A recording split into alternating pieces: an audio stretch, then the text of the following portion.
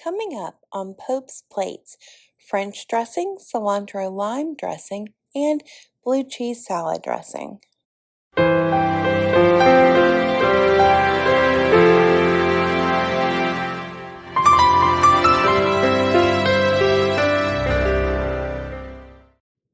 Hi, this is Jennifer.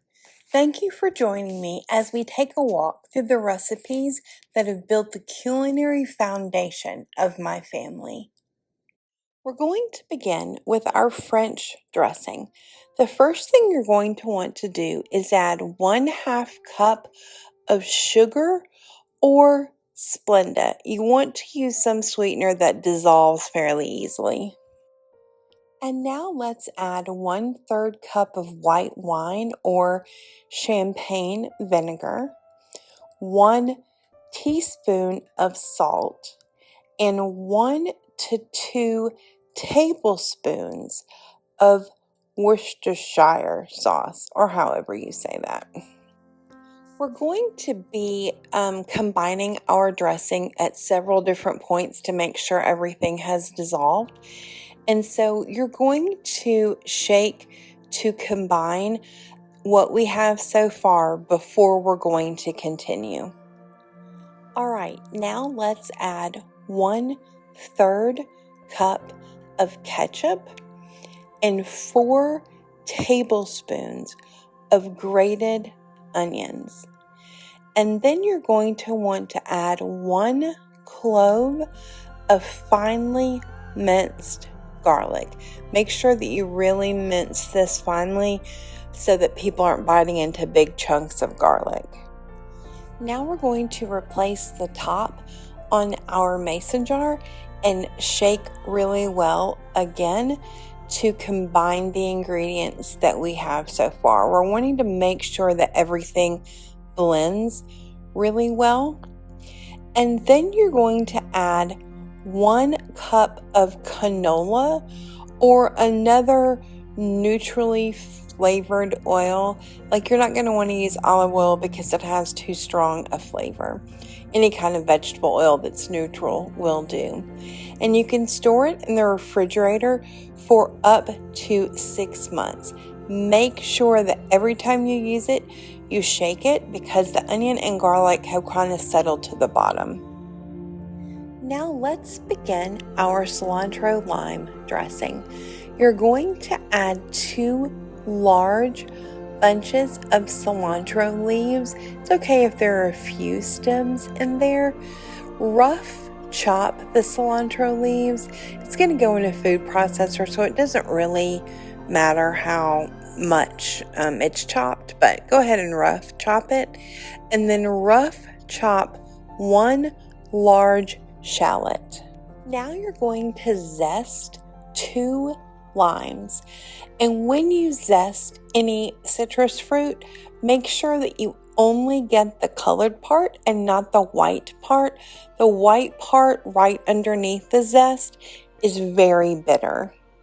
Now we're going to want to get the juice from 2 limes, the 2 limes that we zested.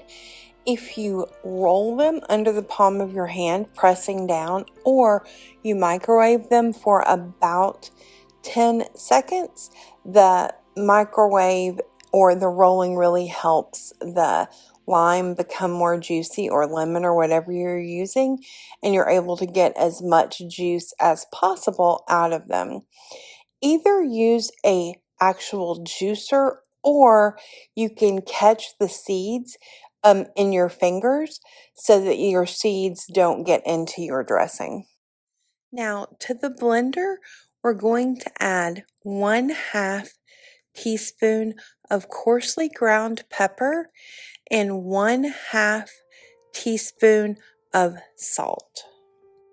To this, we're going to add 1/3 cup of apple cider vinegar, or if you don't like the flavor of that, white wine or champagne vinegar, 1/2 cup sour cream, and 1/2 cup of mayonnaise. Finally, we're going to add 1 clove of garlic. Again, it doesn't really matter that you mince it finely because we're going to put it in a blender or food processor, but you don't want to have huge chunks, so you may want to cut it up a little bit. Place the top on your food processor or blender and really emulsify your dressing. You're going to want to mix it quite a bit so that there are not any big chunks of cilantro stems or of garlic clove. Store your cilantro lime dressing in an airtight container like a mason jar in the refrigerator. It will keep for up to 3 months. Now let's make our blue cheese dressing. You're going to begin with 1 teaspoon of green onions or scallions, chopped relatively small, but we're going to be putting this in a food processor. Now into the food processor, we're going to add 3/4 cup sour cream. You can also use 3/4 cup Greek yogurt or mayonnaise. I just happen to prefer the tang in sour cream.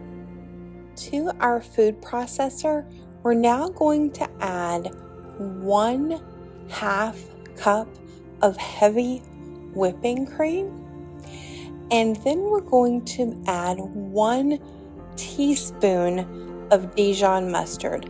Make sure that you're using Dijon and not prepared or yellow mustard, because it definitely changes the taste.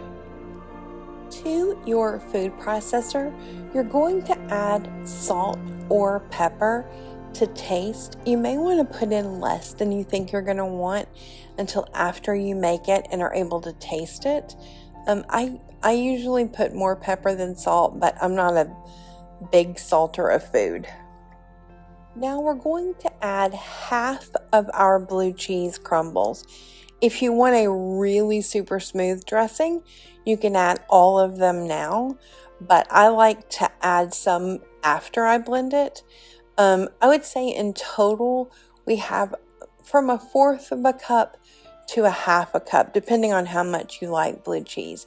But you're going to add 1/2 of your total amount into the food processor, and then 1 tablespoon of white wine vinegar or champagne vinegar, and 1 clove of garlic.